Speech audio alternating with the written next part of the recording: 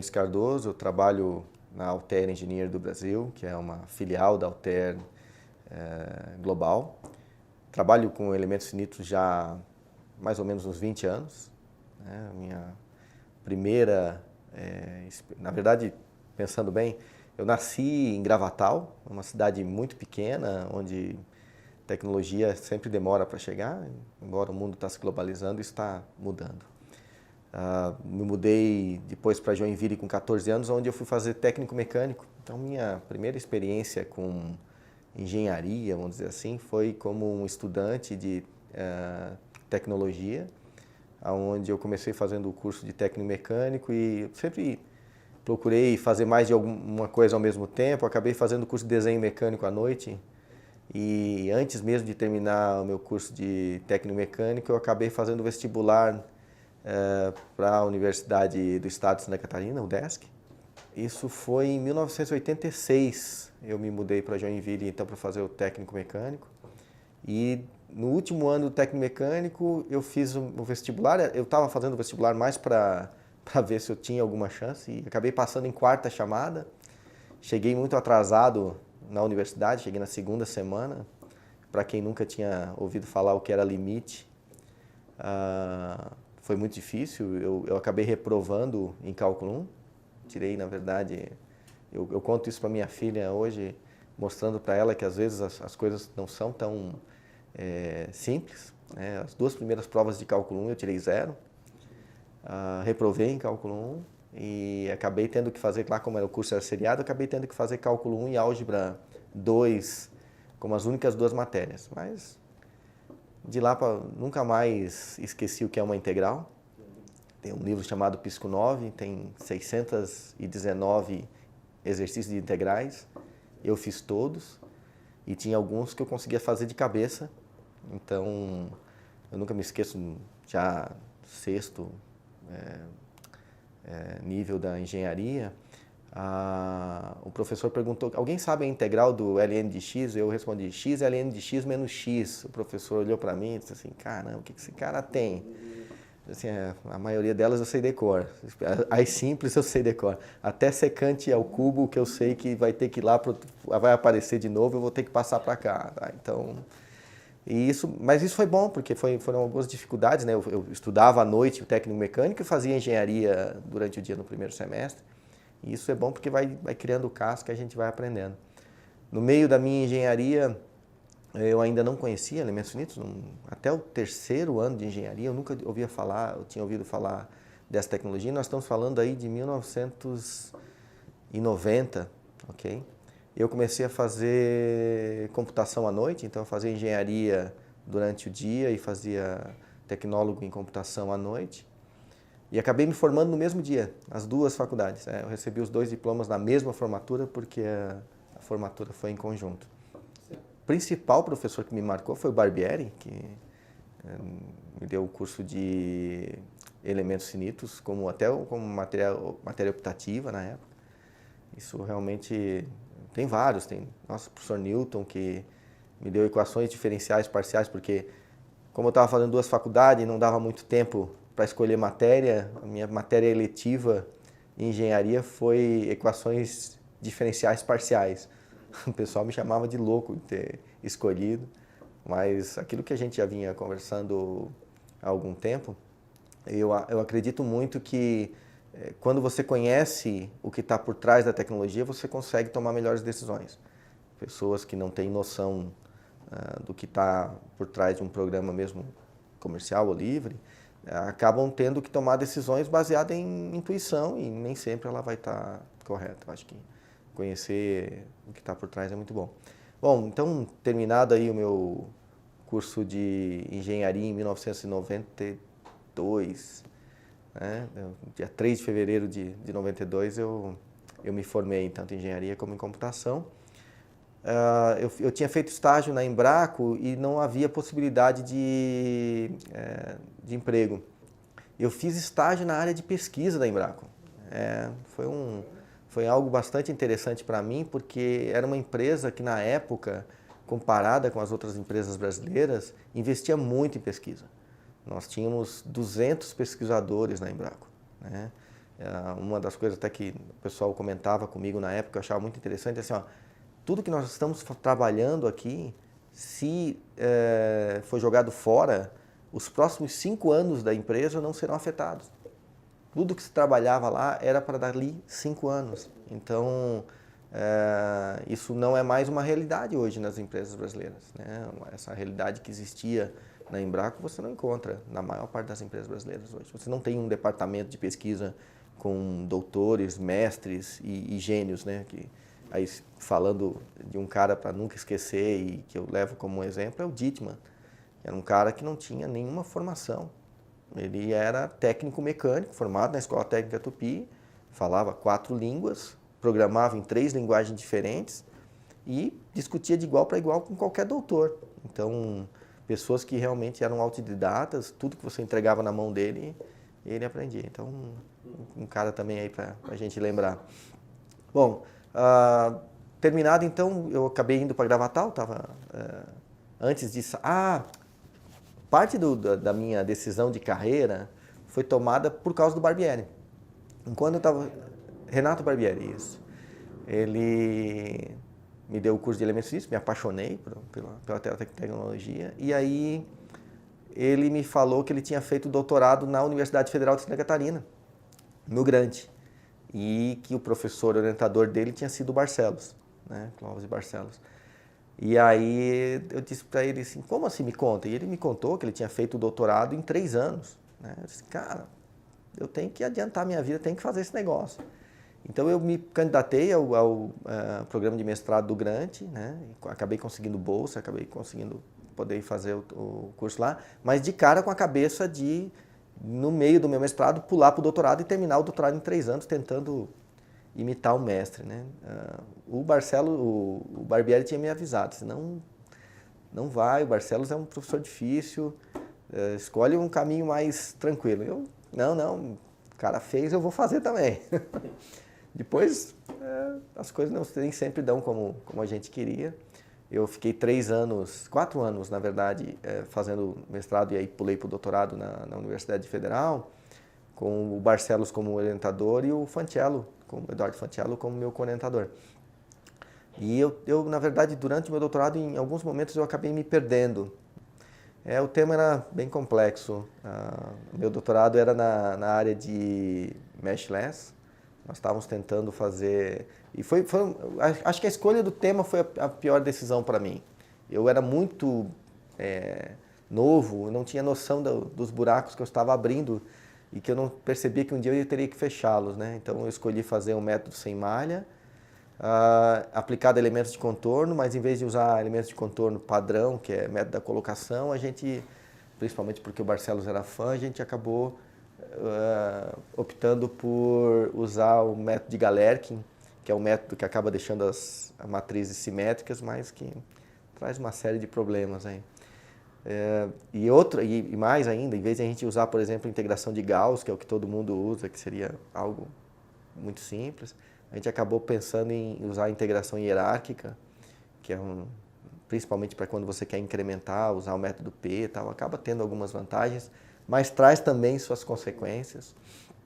E aí, por N motivos, eu percebi realmente que o meu doutorado estava difícil de terminar, e eu estou na minha sala lá dentro da UFSC, conversando sobre futuro e tal, entra um amigo meu, eu esqueci o nome dele agora, ele trabalhava na Wilpor, nossa, esqueci, e ele fala para mim, tem uma vaga de emprego em São Paulo para trabalhar com ANSYS.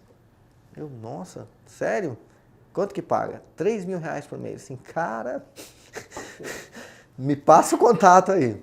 E não deu outra, isso era mais ou menos janeiro, eu liguei para a Smartec, falei com o Oswaldo Urbani, na época, que coordenava o departamento de engenharia da Smartec, e ele me chamou para uma entrevista, nunca me esqueço, vim para São Paulo de ônibus, leito, cheguei no Tietê, de terno e gravata, cheguei bem cedo, na verdade, acabei chegando na Smartec, não tinha ninguém ainda, fiz a entrevista, naquela época eu não conhecia nada sobre softwares comerciais, o máximo que eu tinha feito no ANSYS era um exercício com um elementinho chamado Link 8, que é um elementinho de link aí.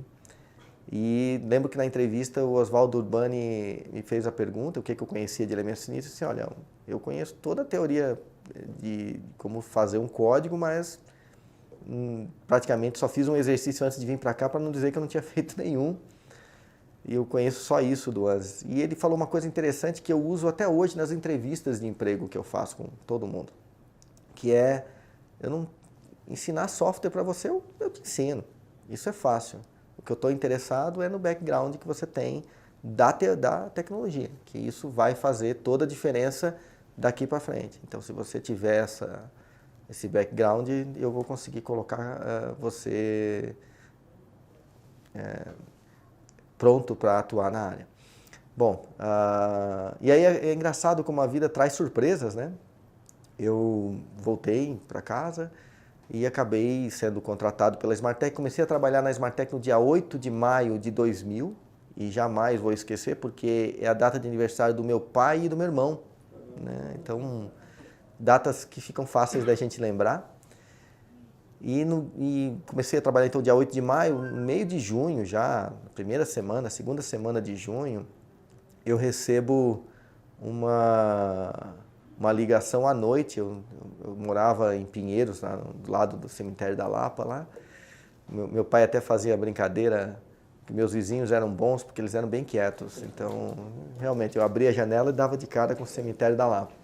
Nunca tinha parado para pensar nisso. E recebo a ligação do Oswaldo à noite, eu não tinha nem televisão ainda. Foi uma coisa muito boa, na verdade, vim para São Paulo e ficar 6 meses sem televisão. Foi talvez uma época que eu mais evoluí na vida, entendeu? Aconselho todo mundo que puder desligar a televisão, é uma boa maneira de evoluir. E recebo a ligação dele dizendo que ele está deixando a Smartec, né, por uma questão dele com os sócios. E eu digo, nossa, Oswaldo, porque praticamente eu conhecia o Oswaldo, não conhecia bem ainda o Sérgio e o Ricardo, que eram os sócios majoritários da Smartec. Não te preocupa, isso vai ser uma grande oportunidade para você. Na hora, óbvio, eu não acreditei, mas ele tinha razão. Né? Porque na segunda-feira, quando eu cheguei na Smartec, a primeira pergunta que me fizeram é, você tem passaporte? Eu disse, não, nunca tinha saído do país.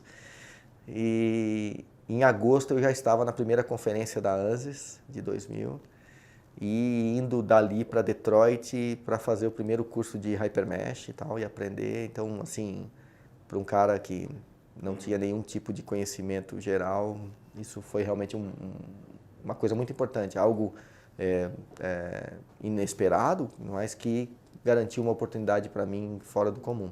Bom, então, terminado o curso de HyperWorks, na verdade, principalmente de Hypermesh, até interessante para as pessoas terem uma noção de como é que foi o mercado no Brasil.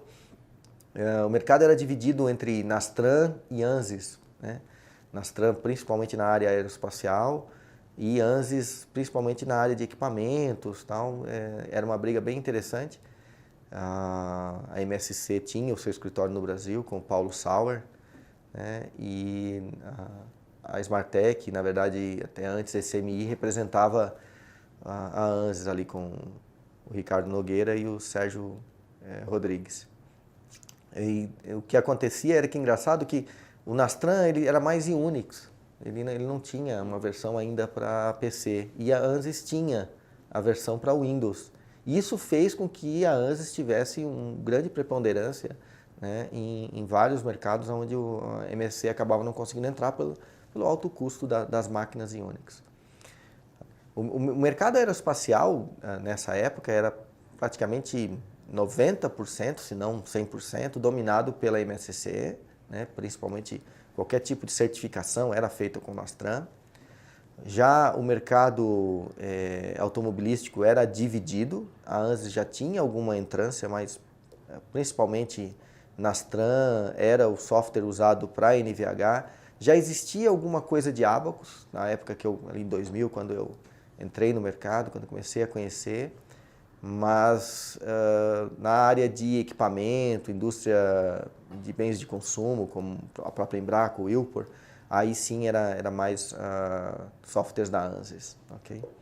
Existia na época um pouco de Cosmos, o pessoal, eu não conheci muito bem, mas era um time de uma empresa que acho que ficava em São José dos Campos, e eles tinham uma certa entrância com o Cosmos. O Al Gore era representado por uma empresa no Sul,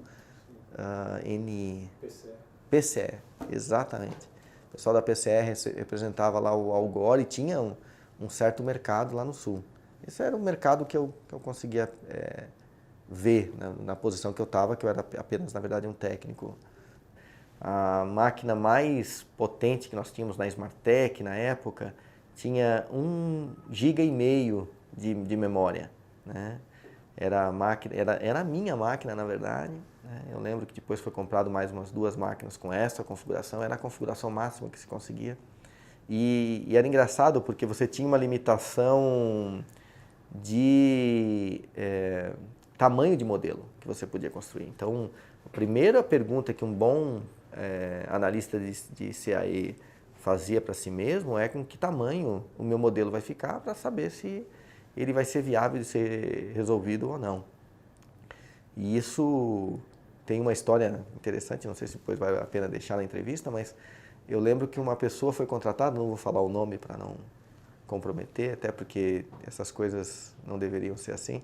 Ele foi apresentado para a equipe como um especialista, que estava sendo contratado vindo de uma grande montadora. E ele começou, o primeiro projeto que ele começou, ele estava fazendo uma peça para Pirelli, cabos, era um conector. E ele estava fazendo toda essa malha em hexa. A malha estava ficando muito bonita. Ele já tinha 1/4 da malha pronta e ele veio me perguntar a minha opinião. E a primeira coisa que eu perguntei para ele assim, quantos elementos tem aí? Ele falou, tem 20 mil. Eu digo assim, cara, não vai funcionar, entendeu? Se você continuar nesse mesmo ritmo aí, vai chegar a 80 mil elementos. A malha maior que eu conseguia fazer qualquer tipo de análise não linear era de 15 mil elementos. Então ele já estava acima do meu limite plausível. Ele não gostou muito da minha opinião e continuou fazendo. Eu também não era chefe dele. Voltei para minha mesa e passado uma semana ele terminou toda a malha. Eu acho que a malha ficou com 200 mil elementos.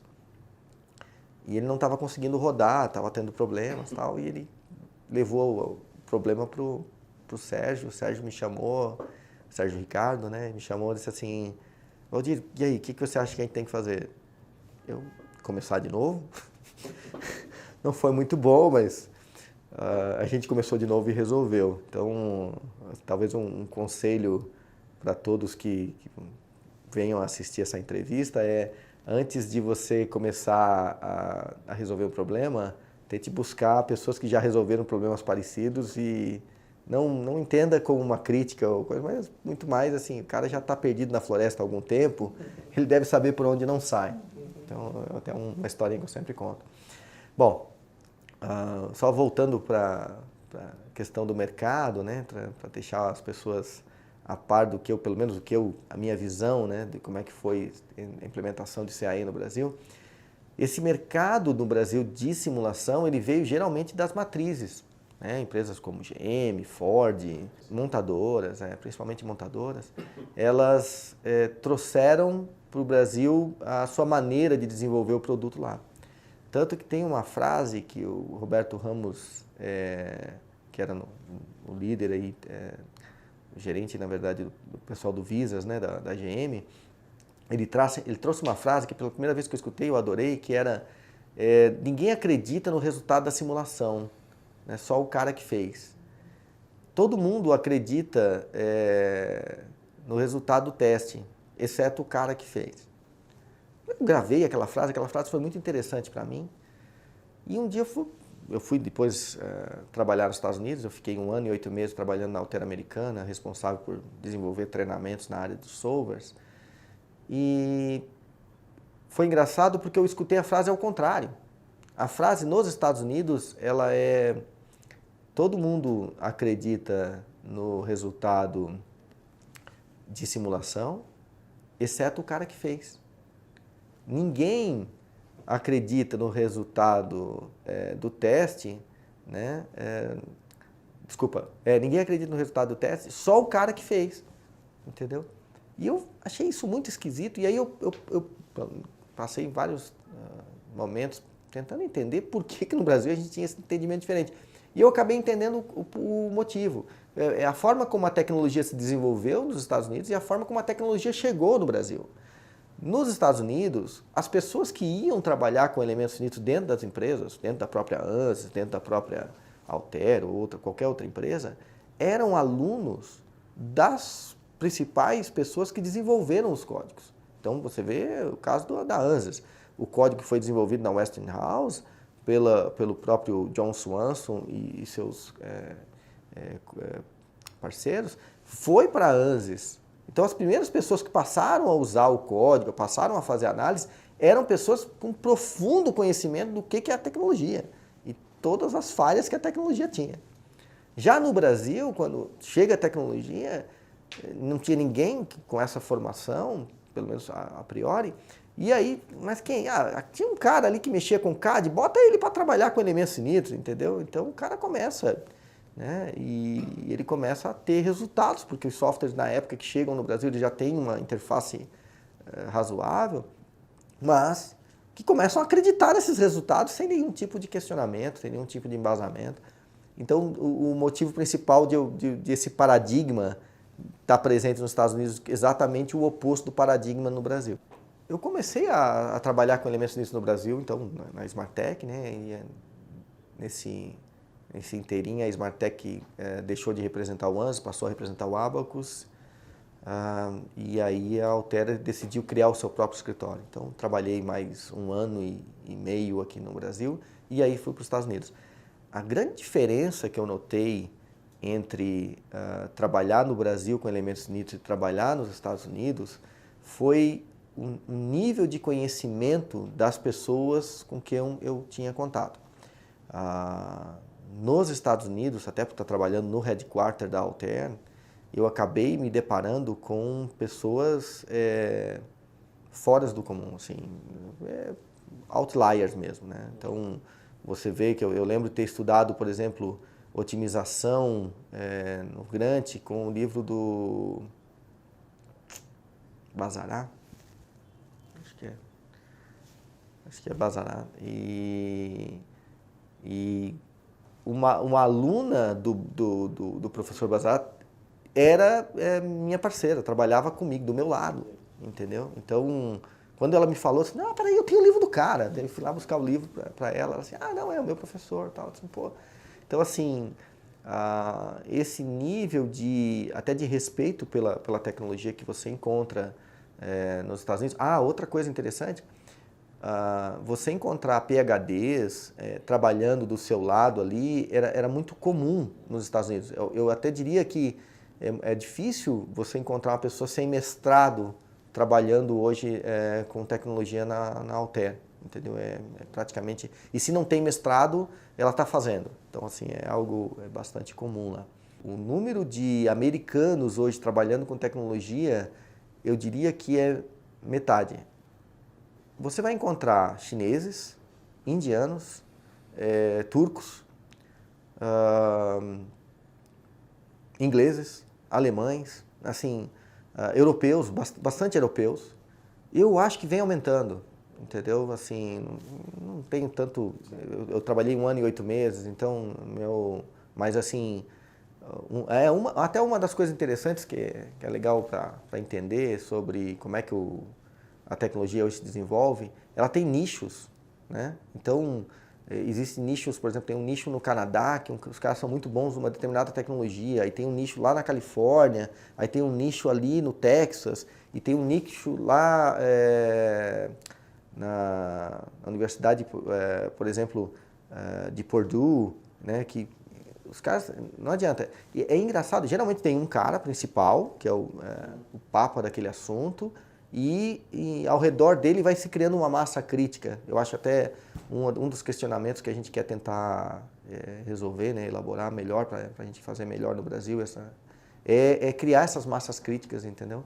Eu acho que no Brasil a gente tem um certo preconceito de que determinadas tecnologias são comerciais, então elas não devem fazer parte da pesquisa, né? E eu via, por exemplo, em grupos bastante interessantes no Brasil, por exemplo, o grupo do professor Emílio Silva, na USP, né, na parte de otimização topológica, que eu acho que deu muitos frutos, tem várias coisas que surgiram ali, e eu lembro a dificuldade que os meninos tinham às vezes de fazer malha, né? E eu lembro quando na época estagiário ainda, o Ricardo Doll, foi fazer mestrado lá, como ele praticamente revolucionou toda a equipe, porque ele, com a prática que ele tinha de fazer modelos com o HyperMesh, né, ele acabou acelerando as pesquisas. E na minha opinião, uma malha bem feita não agrega nada na pesquisa do que estava sendo proposto lá.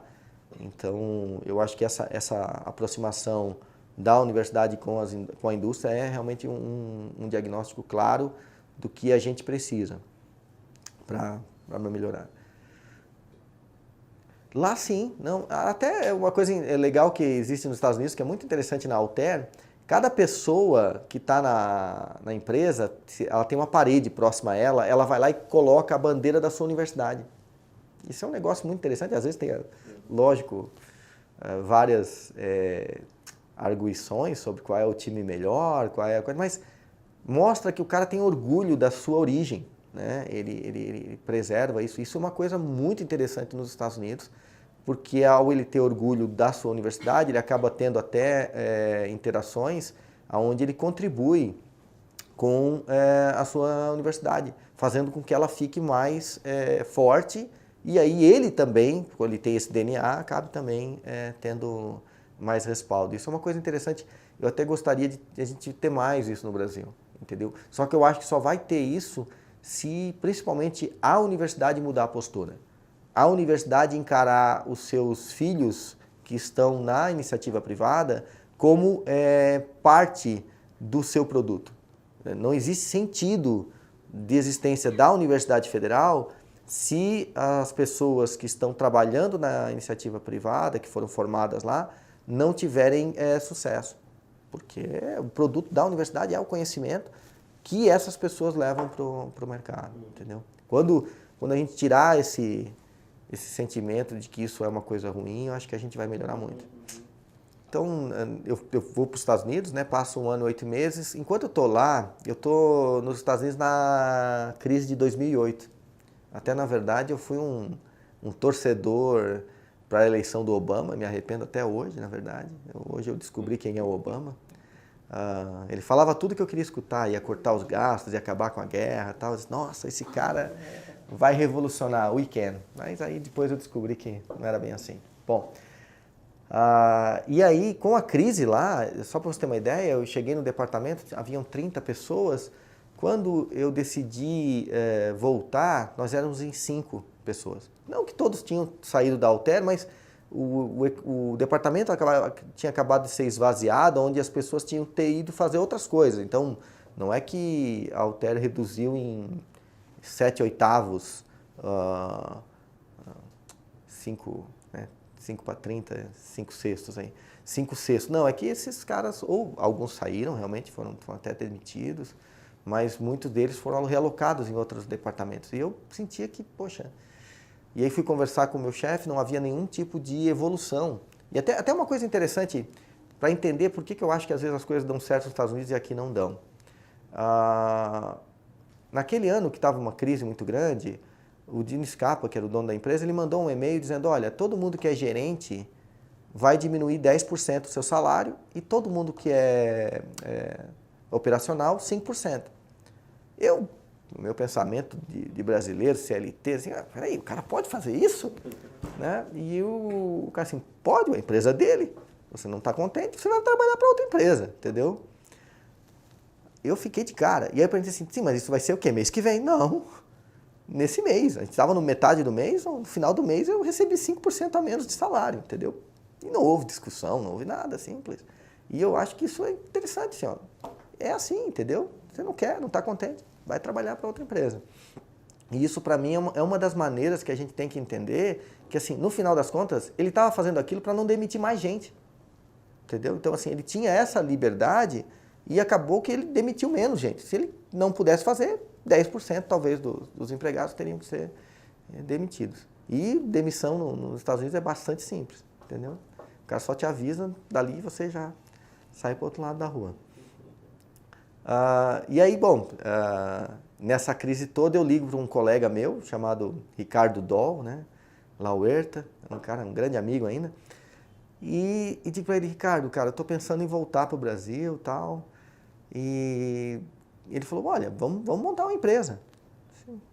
Por que não? O Brasil estava no auge, né, o governo Lula, puta, a coisa parecia que estava 100%. Eu disse: tá bom. Então a gente fez um plano, chamava-se Top Opt, a empresa, na época mostrando totalmente o meu desconhecimento sobre esse mercado de otimização topológica. Existia um instituto chamado Top Opt, que era do Benson, e eu nem sabia que a gente estava meio que copiando o Benson, mas também é uma empresa no Brasil, não. Enquanto a gente fosse pequeno, ninguém ia se importar com o nosso nome. A gente acabou montando a empresa, eu, o Ricardo e o Rony, que era um outro estudante ali do Emílio. Hoje é professor na Universidade do ABC. Né? Rony, eu não lembro o sobrenome dele. E, bom, a gente acabou criando a Top Opt. Eu fui morar em Tubarão, Santa Catarina. A empresa, embora com a sede aqui em São Paulo, no apartamento do Rony, eu acabei me alocando com a minha esposa e filha. Minha filha nasceu nos Estados Unidos, então ela é americana. Isso algo bastante interessante para mim.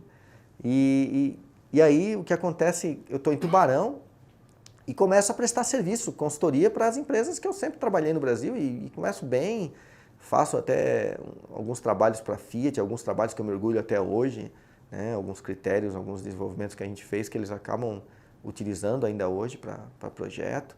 Foi nessa época que eu passei a estudar bastante sobre dinâmica e comecei a ter uma formação bastante interessante também nessa área. E até com os estudos que eu tinha feito nos Estados Unidos. Então essa minha ida para os Estados Unidos me possibilitou. Montar uma empresa no Brasil, o cara tem que ser meio doido, né? Mas a gente começou o desenvolvimento, na verdade, de um software de otimização topológica, que depois virou um software brasileiro, né? que é o Pixis, que é vendido pela Vitolkai, até um concorrente aí do OptiStruct.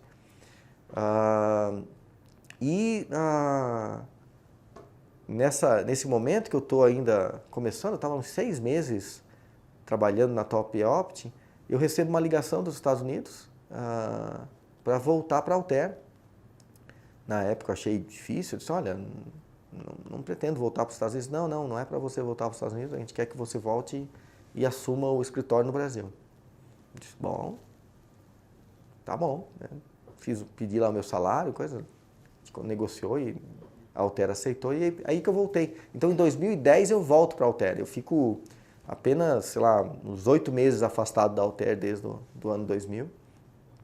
E de lá para cá eu venho organizando o escritório.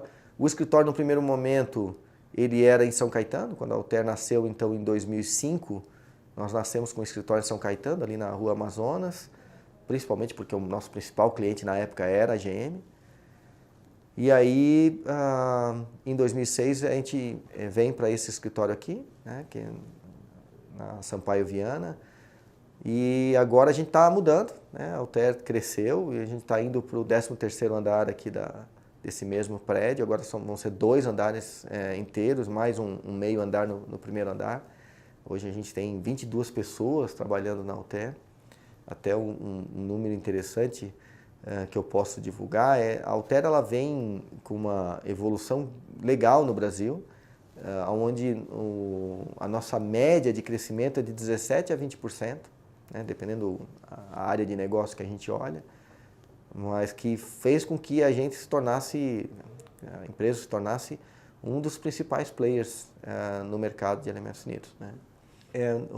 Uma das coisas que a gente coloca que a Altair acaba tendo o seu diferencial, né, na prestação de serviço ao cliente no Brasil, é porque porque a Altair Brasil é parte do dono do software, né? Então é parte da estrutura que desenvolve o software. Então, na nossa visão, isso ajuda bastante porque, por exemplo, quando eu recebo uma questão de suporte do meu cliente, eu pego o telefone e ligo para o desenvolvedor. Então, clientes importantes que têm aí, sei lá, mais de 200 licenças no Brasil, eles não vão ficar parados um dia, entendeu? Nós vamos descobrir uma maneira de fazer um patch, uma correção, que ele possa voltar a utilizar o software. Eu acho que isso é uma vantagem que a Altair tem sobre outras empresas que são representantes do produto. Isso também causa um compromisso maior de longo prazo, porque um distribuidor, ele sempre tem o receio de que se o mercado se desenvolver de forma bastante interessante, o cliente, o fornecedor pode querer ter um acesso direto ao mercado. Tanto que é um fenômeno que tem acontecido até com a ANSYS nos Estados Unidos, que toda a conta que passa, se não me engano, o número é 5 milhões de dólares, a ANSYS não deixa mais nenhum distribuidor tocar, ela toca diretamente. E isso, na minha opinião, é ruim para a ANSYS, ruim para o próprio distribuidor que fez um trabalho excelente, criou a planta cresceu e aí o cara vai lá e pior, às vezes mata a planta. Entendeu? Várias contas que a ANSYS fez isso com os seus distribuidores, por exemplo, fez isso com a Cadfem na Europa, fez isso com outros distribuidores dos Estados Unidos. A Altair teve entrância na conta justamente porque a ANSYS ficou meio gulosa ali, quis pegar para eles. E eu acho que essa talvez seja a grande diferença. Quando você atende como escritório principal, você tem uma escada, né, para você subir e chegar até o desenvolvedor menor. Quando você passa para um distribuidor, essa ligação já é mais frágil. E aí eu acho que o distribuidor ele tem uma visão de mais curto prazo, porque ele é obrigado a ganhar dinheiro nos próximos 5 anos. E meu planejamento, pelo menos na Altair Brasil, ele tem foco de 10, 20 anos, entendeu? Então, assim, eu estou pensando, por exemplo, agora em desenvolver produtos no escritório local, que é uma coisa interessante, até pensando agora só falando sobre a Altair, né, sem ter certeza se as outras empresas pensam assim. Embora eu seja um escritório da Altair, nós aqui temos alguma liberdade de tentar gerar produtos no Brasil. E para alguns clientes locais importantes, a gente tem começado a fazer isso. A gente tem começado a gerar código mesmo no Brasil. Tem um cliente importante agora que a gente está fazendo um trabalho de fadiga, onde a gente está desenvolvendo toda uma plataforma de codificação de fadiga dinâmica, onde a gente vai levar a parte da dinâmica em conjunto, reconstituindo o carregamento, fazendo uma pista virtual, e tudo isso vai nascer da Altair Brasil.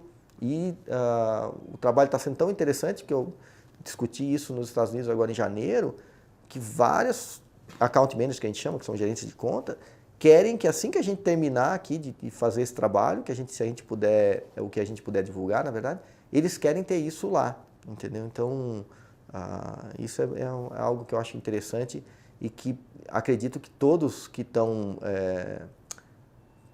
trabalhando com esse tipo de tecnologia têm que pensar. Porque uma das coisas que eu vejo, e aí agora falando um pouquinho de visão de futuro, a tecnologia vai mudar muito rápido. Ela está mudando muito rápido. Uma das coisas que está acontecendo é a parte de integração de inteligência artificial. Essa parte de rede neural, né, machine learning, isso era algo difícil. Antes até você conseguir botar um modelo para funcionar em dados, tal, nossa, mudou. Você agora rapidamente consegue pegar uma base de dados não estruturada. Você tem ferramentas para estruturar a base de dados e logo depois aplicar um modelo de análise que começa a fazer receitas para você. Então, tem empresas, por exemplo, agora, que já estão usando isso, por exemplo, para automatizar pré-processamento. Nós temos uma rede neural que pega o arquivo de CAD, analisa e decide se o arquivo de CAD é um motor, se é uma longarina, se é um parafuso. Dado que ele descobriu o que ele joga para um determinado diretório, onde um processo automatizado gera a malha. Então, se você fosse hoje eu sou um especialista em fazer malha. Você, cara, começa a especializar em outra coisa porque esse emprego vai sumir, entendeu? Até mesmo, mas eu sou um cara especialista em determinado software, eu sei dos parâmetros. Também, cara, isso aí vai sumir. O que não vai deixar de existir é realmente o conhecimento teórico sobre como é que as coisas funcionam. Como é que, por exemplo, uma peça metálica falha, uma peça de plástico, quais são os aspectos importantes. Ali realmente o ser humano, o engenheiro, ainda vai continuar agregando valor, principalmente no desenvolvimento dessas ferramentas. Okay? A nova tecnologia, por exemplo, que a Altair desenvolveu agora, que é o SimSolid, onde você faz análise sem malha, diretamente na geometria, é algo que é um sonho, né? Desde a época do meu doutorado, tentando fazer as coisas meshless, e quando eu vi pela primeira vez, eu achei incrível, eu sinto muito orgulho, na verdade, que quem levou ao conhecimento da Altair o SimSolid foi eu. Na verdade, até dando os devidos créditos, a primeira pessoa que me falou do SimSolid foi o Roberto Ramos. Né? O Roberto Ramos me liga uma noite e diz assim, Valdir, você já ouviu falar do SimSolid? Eu assim, não, o que é isso? Cara, é um software que faz direto na geometria. Ih, Roberto, já mexi com essas coisas aí, cara. Isso aí não dá nada, isso aí não funciona. Mas eu, lógico, curioso, fui até o website dessa tecnologia e o Ken Welch, que era o proprietário da SimSolid na época, me fez uma demonstração onde ele pegou e abriu uma máquina com 200 sólidos na minha frente e rodou ela em 2 minutos. Eu disse, não, para, você tinha o quê? Um super elemento? Você tinha alguma coisa pronta aí? Eu disse, não, acabei de rodar o negócio. Tá bom, quero ver mais sobre isso aí. E acabei indicando para a Altair e, sei lá, 1 ano e meio depois a Altair acabou comprando essa tecnologia. Então, se disserem assim, qual foi talvez a principal contribuição do Valdir globalmente para a Altair, eu diria a indicação do SimSolid, que é hoje uma das principais ferramentas que a gente tem promovido.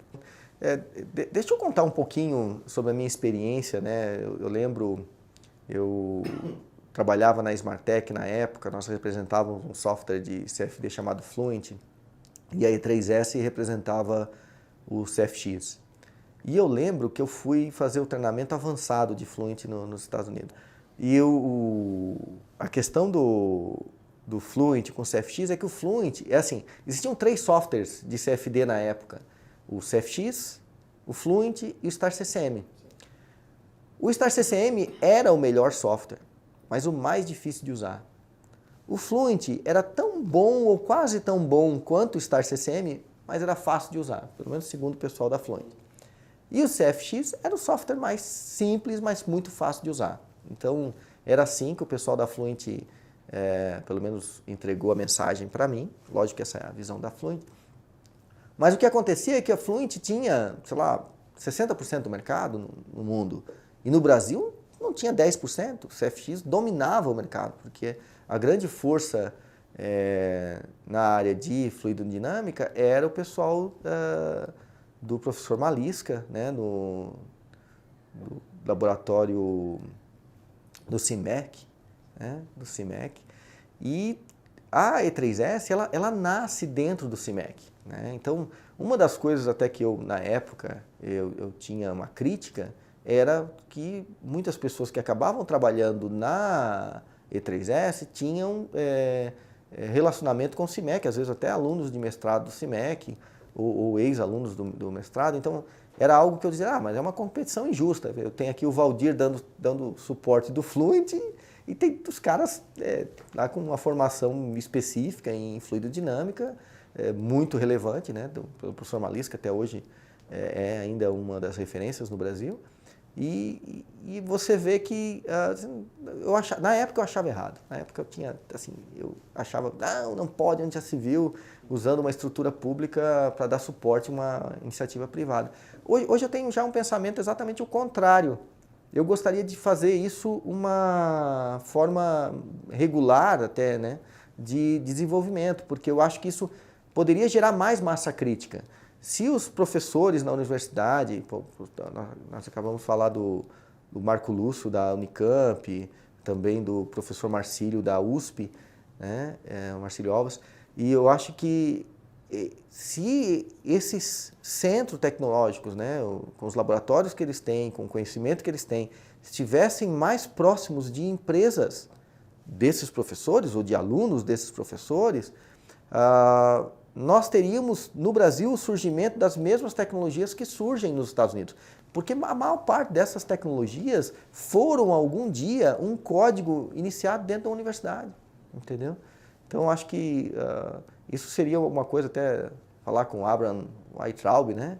Olha, vamos fazer o seguinte, vamos criar um programa de startups na área de tecnologia, ok? Onde a única coisa que o governo tem que fazer é deixar liberado professores a participarem dessas startups, vamos dizer assim, porque, lógico, ninguém vai querer trabalhar, né, dedicar seu tempo, passar o seu conhecimento, se não vai ter nenhum tipo de participação, né? Então, isso deveria ser incentivado, porque eu acho que tanto a universidade ganharia e, principalmente, as empresas brasileiras teriam acesso a esse recurso que é escasso, ok? E bastante valioso, que em outros lugares do mundo é bem aproveitado e aqui no Brasil não. Há algum tempo, um professor meu da universidade da UDESC me encontrou numa parada de ônibus e me perguntou por que não existe softwares de elementos finitos brasileiros. Na época, eu era muito inocente e respondi para ele assim, você já pensou quantas linhas de código tem um software de elementos finitos? Entendeu? Então, eu acho que a principal razão de não haver um software de elementos finitos brasileiro é a falta de conexão entre um departamento de uma universidade com uma startup ou com uma empresa de tecnologia. O preconceito tanto do professor universitário entre a questão do lucro, a questão de ganhar dinheiro com o negócio e o preconceito do lado da empresa do que o professor só está pensando em publicação, só está pensando na carreira dele como... ele não quer participar desse jogo, que é um jogo realmente bastante duro, de que não adianta, eu vou investir, mas eu quero o meu retorno logo, entendeu? Então, acho que principalmente essa é meu diagnóstico, assim, a falta de conexão entre universidade e coisas. Por quê? Porque o nascimento desses produtos, principalmente no início, requer um investimento monumental, sem nenhuma certeza de retorno, entendeu? E uma das coisas que a gente descobre trabalhando aí dentro de uma empresa de software é que, assim, uma coisa é você desenvolver uma função no MATLAB que te dá a resposta que você quer. Outra coisa é você ter esse pedaço de código rodando em qualquer máquina, em qualquer lugar, de forma a não te trazer mais problema do que solução, entendeu? Então é um caminho bastante difícil e empresas enormes quebram, entendeu? Mesmo depois de ter o código pronto, mesmo depois, só porque tomaram uma decisão errada. Por exemplo, eu tenho uma passagem que eu acho que é interessante talvez para a gente deixar documentado nessa plataforma, que é quando o C-Mode deixou de existir. Eu lembro o Magnus Arantes, que era junto com o Carlos Odd, eles tinham uma empresa em Curitiba, eles representavam o C-Mode, competiam com a Smartec e com o Modeflow. E depois ele se tornou sócio da Smartec e ele me contou a história. Ele disse que numa sexta-feira ele ligou para o dono da C-Mode e perguntou se ele ia vender a empresa. O dono da C-Mode disse que não, de maneira nenhuma. Só que ele estava sofrendo um processo que a Modeflow estava movendo contra a C-Mode, porque a C-Mode tinha copiado parte da interface gráfica do Modeflow. E a oferta que a Modeflow fez, para não tomar toda a empresa do cara, foi, olha, você me vende a empresa, eu te pago e você ainda sai bem dessa história. Isso no sábado. No domingo, o Magnus descobriu que a C-Mode tinha sido vendida para Modeflow e ele ligou pro dono da C-Mode e perguntou, mas isso não é justo, cara. Como? Você acabou de falar que não ia vender para mim, eu fiz todas as minhas apostas. E a resposta do dono da C-Mode foi uma resposta muito interessante que eu levo também comigo como uma lembrança importante, que é: a vida não é justa. Life is not fair. Okay? Então, não é que o cara queria vender, ele tinha duas escolhas, ou ele perdia a empresa ou vendia, ele preferiu vender. Então, isso mostra claramente que você precisa estar preparado para fazer a tua parte e tomar cuidado, lógico, né, de não incorrer, por exemplo, numa cópia, alguma coisa assim. O mercado brasileiro é aproximadamente 1% do mercado no mundo de CAE. Qualquer empresa, qualquer um que te falar em termos de receita, número de usuários, tal, nós somos em torno de 1%. Essas empresas, elas geralmente realizam encontros de usuários, né? A ANSYS tem isso, o pessoal da SOA agora com Abacus. A Altair, ela tem o que a gente chama de Altair Technical Conference, okay? Que é onde nós reunimos nossos parceiros e clientes e usuários para que seja exposto como a tecnologia está sendo utilizada no mundo e também quais são as perspectivas de uso de tecnologia. Tá? Eu acho isso extremamente importante. Nunca foi realizado um evento desse mundial no Brasil, embora algumas vezes a Altair até me faça esse tipo de pergunta, que tal a gente organizar e fazer isso no Rio de Janeiro e tal. Me assusta um pouco porque nós estamos falando de um evento que geralmente você tem aí pelo menos 1000 pessoas, são eventos grandes e pessoas de todo lugar do mundo, né? Então eu tento não puxar isso para mim, mas já tenho ouvido que o pessoal quer conhecer o Brasil. Mas eu acredito que é uma coisa interessante, se você é usuário de elementos finitos, participa, realmente poder ter contato com isso, porque em várias dessas feiras ou desses encontros, nós acabamos descobrindo coisas que a gente não estava a par, não sabia que dava para fazer, não sabia nem que existia. Né? Em vários momentos você descobre, tem feiras também não só ligadas à empresa de CAE, mas tem feiras mundiais como a de Hanover, ou mesmo tem a CES, se eu não me engano, que é de compósitos, que é uma que acontece agora, vai acontecer agora na França, é sempre na Europa, que também é muito interessante, entendeu? Tanto que uma das coisas que eu acho que vai acontecer agora no mercado de estruturas, nós vivemos um mercado ainda que, sei lá, 80% das estruturas são metálicas, né? E isso vai mudar, e vai mudar muito rápido, né?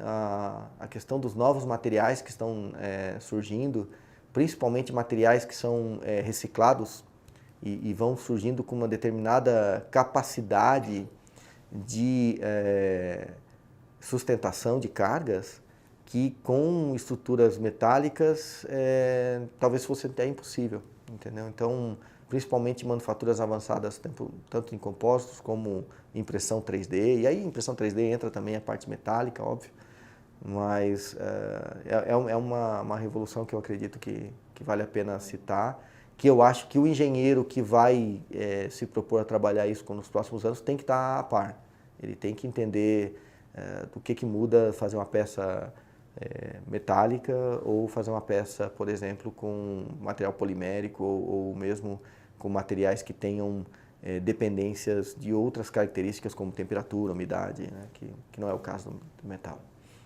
Uma das ações interessantes que eu vejo no Brasil são essas entidades de representação, né, dos profissionais, né? Nós temos no Brasil a SAE, nós temos a AEA.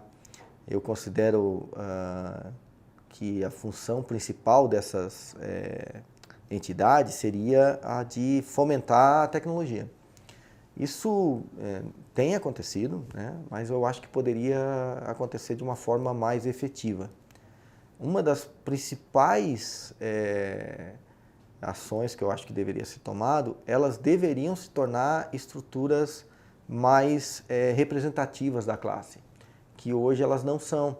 Eu até fiz, durante alguns anos, eu fui muito ativo dentro da SAE, tentei e achei muita dificuldade, porque existe, na verdade, as pessoas mais dedicadas lá, né, que estão há mais tempo, e elas, de certa forma, não veem uma democratização da estrutura como uma coisa boa. Eu tentei vender a ideia, tentei até criar um programa que eu chamava de Fideliza, que era um programa de pontos onde cada engenheiro, cada pesquisador contribuiria com paper, contribuiria com algum evento, de alguma forma, patrocínio, sei lá, e isso ele ganharia pontos e ele caminharia, se criaria uma estrutura meritocrática dentro da entidade, onde a organização passaria a ser gerida por essas pessoas que mais colaboram com a entidade. No primeiro momento até foi bem recebido, mas depois não foi para frente. E como não foi para frente, eu mesmo acabei me afastando um pouco da SAE. E aí comecei a me dedicar um pouco mais à AEA, que eu conhecia já há algum tempo. Hoje eu acho que a estrutura da AEA é uma estrutura mais viável, até porque a EA ela é sustentada mais pelas empresas do que pelo próprio engenheiro, né? Hoje é difícil uma entidade de classe ser sustentada pelos engenheiros. O engenheiro, eu não sei como é que funciona para as outras áreas, outras profissões, mas ele não sente necessidade de ter essa entidade o ajudando a se desenvolver. E eu acho que seria bom, principalmente na conexão entre empresas e universidades. Eu acho que as entidades realmente poderiam ser a ponte e elas não têm assumido essa posição. Assim, mas existem algumas sementes dentro da EA que eu sinto que tem chance de fazer esse processo. O problema é que tem muitos aspectos políticos, entendeu? Que às vezes afastam essas possibilidades. Mas vamos lá, quem sabe um dia o pessoal aí consegue botar a casa em ordem. Eu acho, primeiro eu gostaria de agradecer aí poder fazer parte desse projeto. Eu acho que o projeto tem bastante valor, porque eu acredito que quando as pessoas começarem a entender o todo, né, vão passar a poder contribuir de forma mais assertiva. Né? Então, falando um pouquinho do que a gente espera para o mercado, eu acredito o seguinte, a gente vem falando que o mercado hoje é global, as coisas podem ser feitas em qualquer lugar. Eu vinha há muito tempo brigando com todos, né, em montadoras. Eu lembro até que eu estava uma vez conversando com uma grande montadora que ele falou, não, mas nós não fazemos mais pré-processamento no Brasil, a gente faz todo o pré-processamento na Índia. Assim, aqui a gente só checa se o modelo está ok. E, assim, e quando os caras aprenderem a checar lá, o que você vai fazer? Entendeu? Então, eu acho que como perspectiva, nós precisamos lembrar que quem não desenvolve, quem não é dono da tecnologia, não tem como sobreviver nesse novo mundo, entendeu? É um mundo extremamente competitivo, onde cabe a todo e qualquer engenheiro, pesquisador, professor no Brasil ajudar a criar esses pontos de massa crítica, esses centros de tecnologia, para que a gente tenha condições de competir com o resto do mundo. Porque hoje o serviço pode ser feito em qualquer lugar, entendeu? E nós tem acontecido um fenômeno no Brasil que é muito ruim, que é a saída de grandes pesquisadores, grandes engenheiros, que têm ido para as universidades e para as empresas no exterior. Nós temos casos, por exemplo, como um grupo que nós tínhamos 70 engenheiros no grupo do Visas da GM, e hoje nós temos, acho que 25, entendeu? Boa parte desses engenheiros foram para os Estados Unidos ou para outras áreas no mundo. E isso eu gostaria de fazer exatamente o contrário. Eu gostaria de ter no Brasil um mercado vibrante para a tecnologia e que pessoas de alto nível tivessem vontade de vir para cá. Aquilo que a gente discutiu sobre nos Estados Unidos você ter uma representação muito grande de indianos, chineses e até europeus na área tecnológica. Isso pode parecer uma coisa ruim para os americanos, porque existem poucos americanos talvez fazendo isso agora, mas tem um lado interessante, que os maiores gênios do mundo estão indo para lá. Então, tem um professor, cabelo branco, um japonês, eu não lembro agora qual é o nome dele, mas ele fala que o visto H5, que é nos Estados Unidos o Visa de Gênios, que eles chamam, é um sugador de cérebros do resto do mundo para lá, porque lá estão os melhores laboratórios, então as pessoas vão para lá. E essa tecnologia é desenvolvida lá por isso. Eu acho que o Brasil deveria realmente repensar a maneira de como estrangeiros poderiam vir trabalhar no Brasil, principalmente estrangeiros de alto nível, entendeu? É muito difícil você trazer um especialista, por exemplo, digamos que tivesse um indiano hoje, querendo ganhar um salário, sei lá, metade do que um engenheiro no Brasil ganha. Ele está lá, está difícil para ele lá, e ele quer vir para o Brasil. Custa muito caro para nós trazermos essa pessoa para trabalhar aqui. Não deveria ser assim, entendeu? Deveria ser diferente, porque se nós trouxéssemos um cara desse extremamente especializado, o conhecimento dele iria se espalhar para as pessoas que trabalhassem com ele e automaticamente a gente ia criar mais. Então, um diagnóstico que eu faço é nossa legislação trabalhista, ela deveria ser realmente repensada, principalmente no aspecto de dar mais liberdade. Okay? Acho que isso ajudaria bastante que empresas, até como a Alter, porque o que está acontecendo hoje, a Alter está tendo oportunidades de engenheiros trabalharem remotos. O primeiro lugar que a Alter pensa em fazer isso é na Índia ou na China, entendeu? É o lugar, mesmo a China sendo administrada pelo Partido Comunista Chinês, ela é um local onde é muito fácil contratar e demitir uma pessoa, entendeu? Então, eu acho que isso mostra que, olha, não adianta, o importante é o valor que você agrega ao sistema. Se você não está agregando valor, não tem jeito.